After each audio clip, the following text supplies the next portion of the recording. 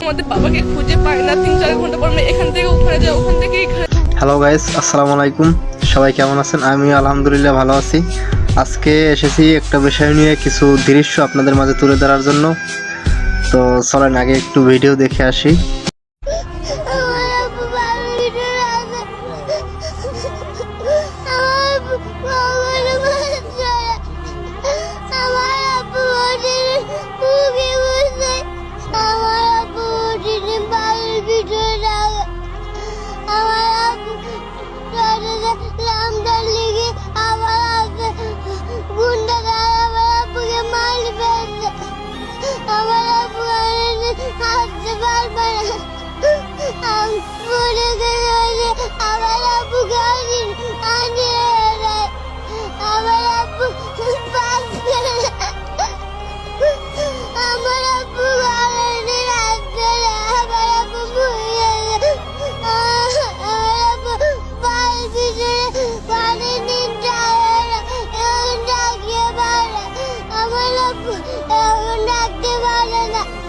তো guys, video তো দেখেছেন। এখন এই বাচ্চাটির বাবা এই আন্দোলনে মারা গেছে।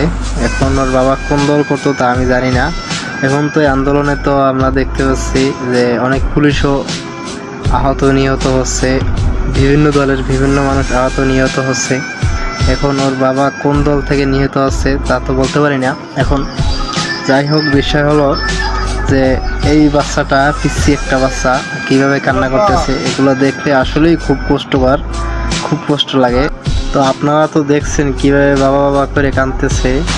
তো যার বাবা নাই সেই বুঝবে, তাছাড়া এর কষ্ট কেউ বুঝবে না। তো আপনাদের মাঝে আরও একটি ভিডিও তুলে ধরি, দেখেন এই ভিডিওটি, তারপর এটি নিয়ে কিছু কথা বলতেছি। আমাদের বাবাকে খুঁজে পাই না, 3-4 ঘন্টা পর আমরা এখান থেকে ওখানে যাই, ওখান থেকে এখানে যাই, অনেক ঘোরাঘুরি পর আমার বাবাকে একটু খুঁজে পাই না। অনেকে বলতেছে মর্গে যান, মর্গে যান। আমরা বলতেছি আমার বাবা তো পিঠে গুলি লাগছে, মর্গে কেন যাবো, আমরা মর্গে যাবো না। এরপর আমরা মর্গের অনেক চেষ্টা করার পর মর্গে ঢুকে দেখি আমার বাবার নিথর লাশ পড়ে আছে মর্গের ভেতরে।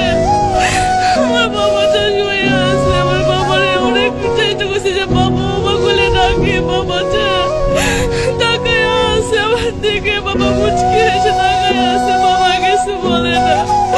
বাবা ডাকি, ও বাবা, ও বাবা উঠো, বাবা উঠো, বাবা উঠে না, বাবা চিরনিতে শায়িত হয়ে আছে। বাবাকে এত ডাকি, বাবা উঠো, বাবা সারা দেয় না, বলে কিছু বলে না।